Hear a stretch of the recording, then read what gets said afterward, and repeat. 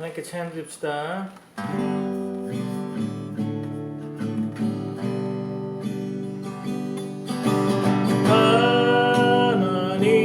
하나님께로 더 가까이 갑니다.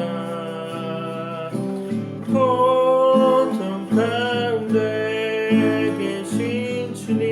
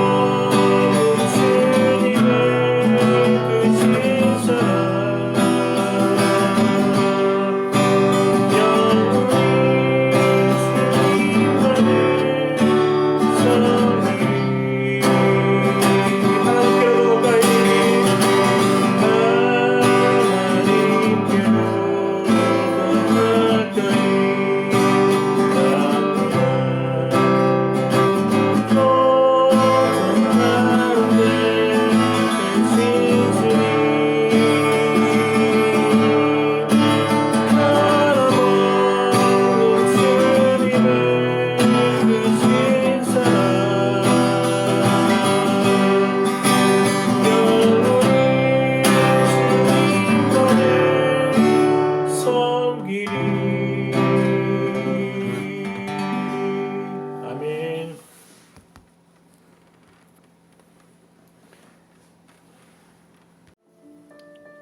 12월 17일 목요일 연말 특별 새벽 기도회 17일차 잠언 17장의 말씀을 가지고 묵상해 보고자 합니다.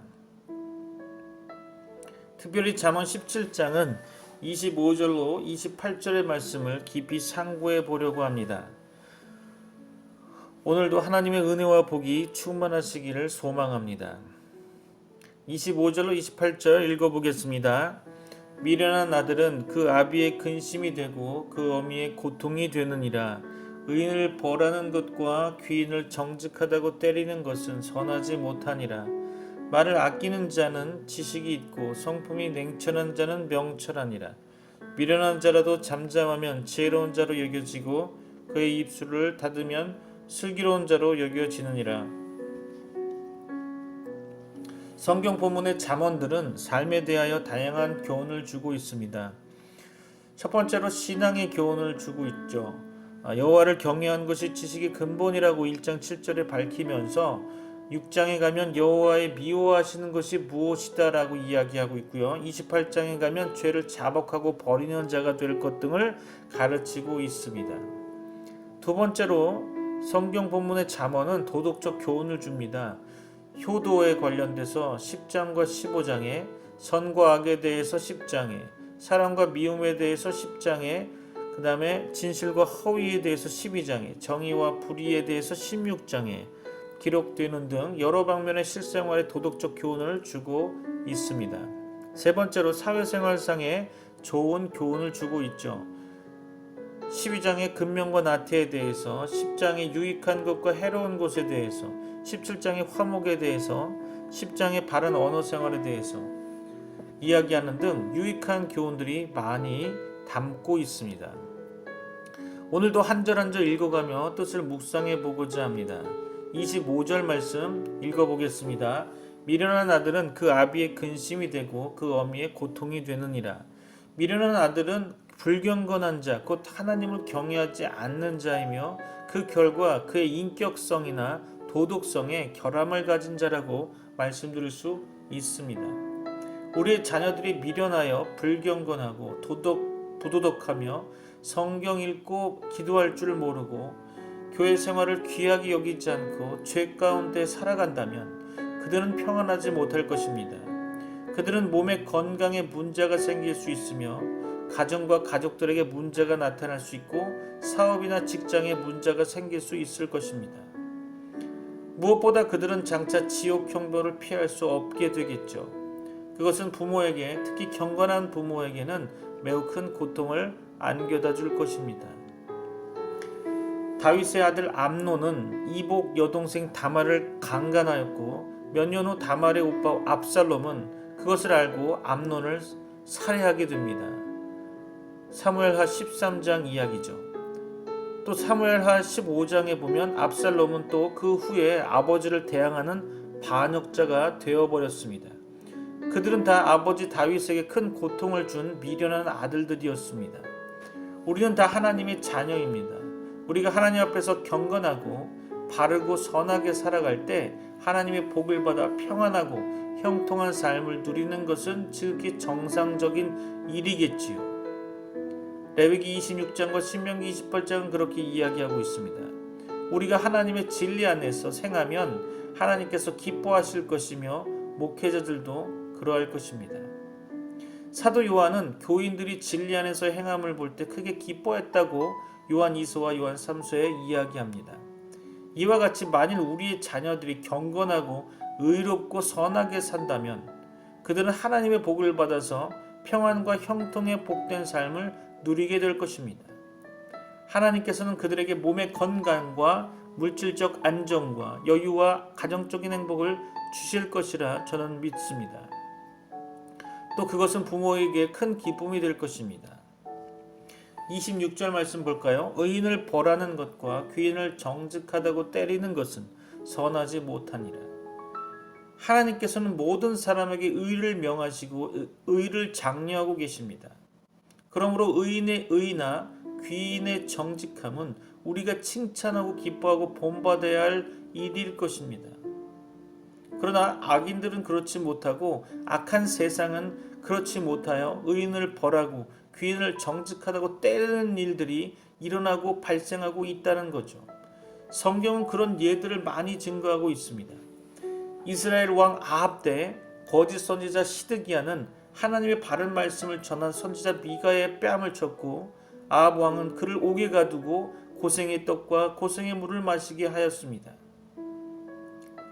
유다 왕 요아스는 자기를 왕위에 오르게 한 제사장 여호야다의 아들 스가랴가 하나님의 말씀을 전했을 때 그 말씀을 듣지 않고 무리와 함께 꾀하고 그를 성전 뜰 안에서 돌로 쳐 죽였습니다. 므낫세 왕은 무죄한 자들의 피를 심히 많이 흘려 예루살렘 이 끝에서부터 저 끝까지 가득하게 하였다고 성경은 열왕기하 21장에서 말씀하고 있습니다.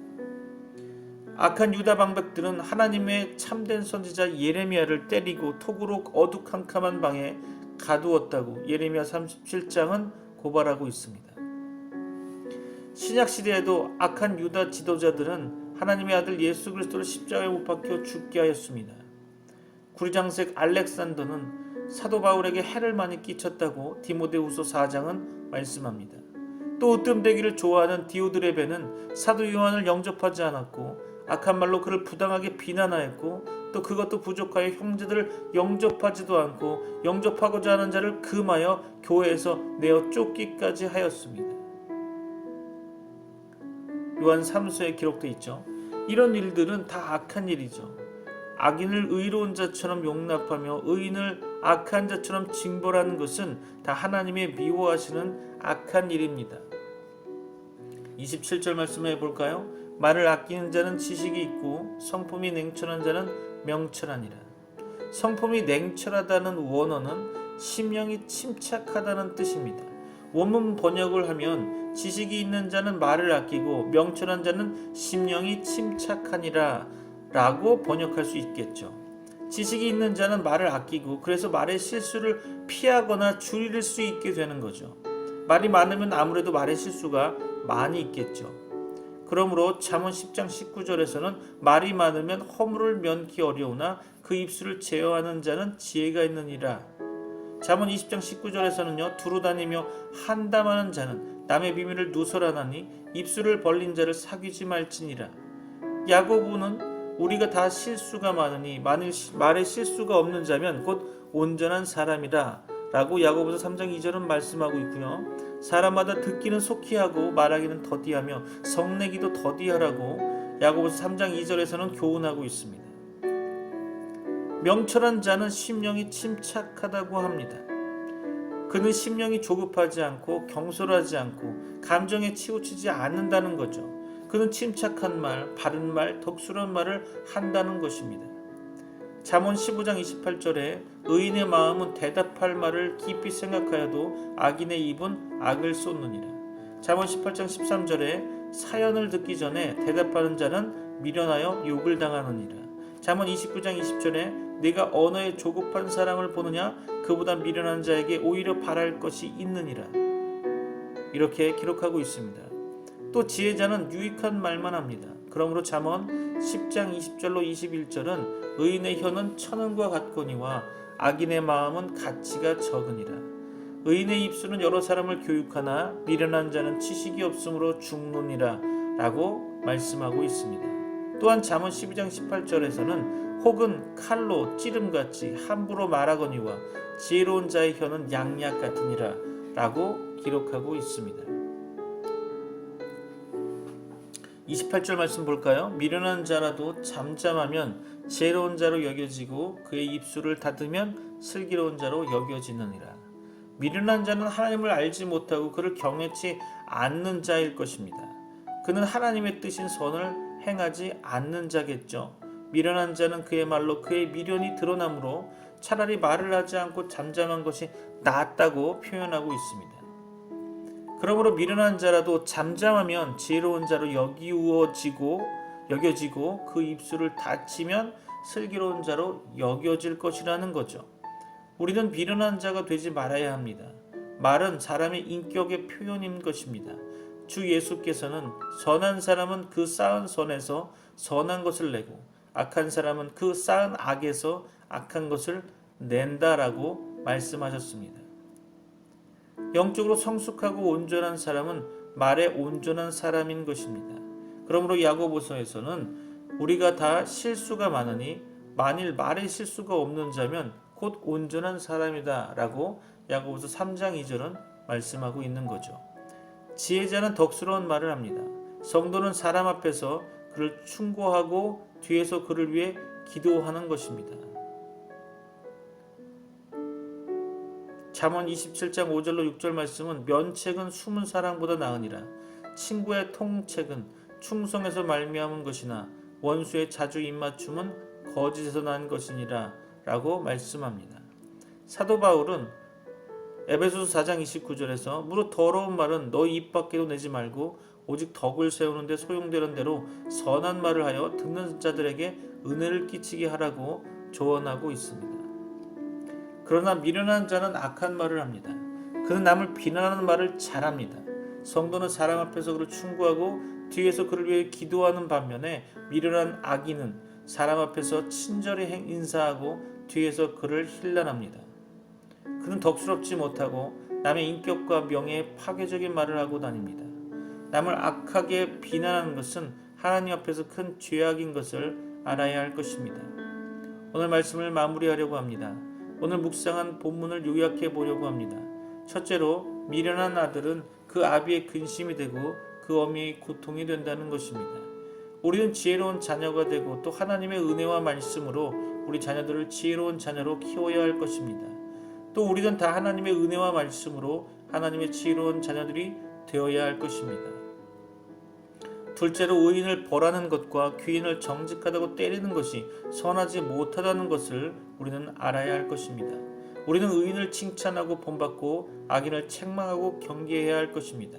우리는 악한 것을 본받지 말고 선한 것을 본받아야 한다는 것입니다.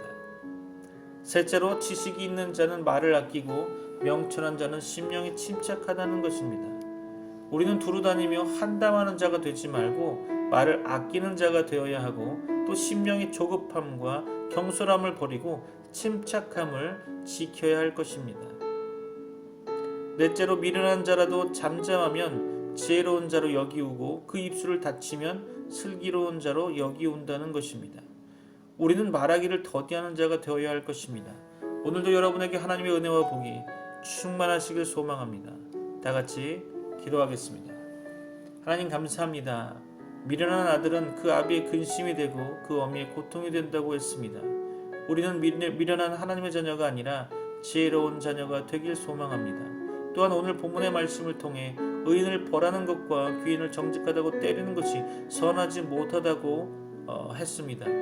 부지불식간에 우리의 행동에 있어 이 같은 행동을 하지 않도록 늘 조심하게 하시고, 지식이 있는 자는 말을 아끼고 명철한 자는 심령이 침착하다고 하셨는데, 우리의 삶이 지식 있는 자와 같이, 명철한 자와 같이 되기를 소망합니다. 본문을 통해 알게 된 교훈을 우리 삶에 적용하여 하나님이 기뻐하시는 하나님의 자녀로 살아가게 하여 주옵소서. 오늘도 연약한 지체들을 위해서 기도합니다. 하나님께서 친히 안수하시사 치유와 회복이 있게 하여 주옵시고, 오늘도 주의 자녀들을 축복하오며 예수 그리스도 이름으로 기도합니다. 아멘.